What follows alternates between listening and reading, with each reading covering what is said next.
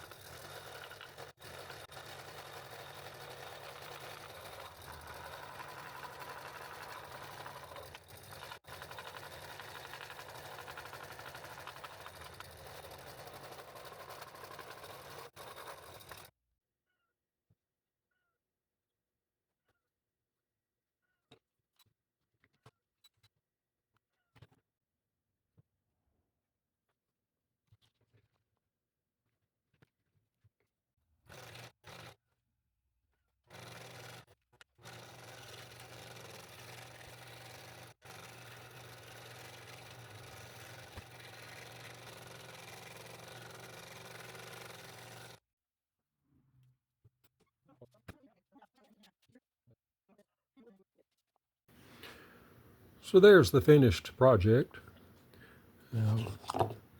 Got some nice deep drawers there.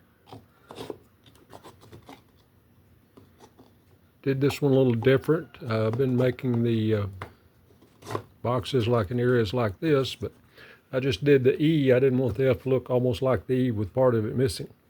So I found this font again, and it's Cooper Black, to put the drawers in the body of the letter itself. So next is coming up is G, and I'm going to have to do a little thinking on that, look at the right font to make it. I'm not sure exactly what direction I'm going with that. But stay tuned, and I'll see what I'll do with that. So thanks for watching, and I hope to see you in the next video.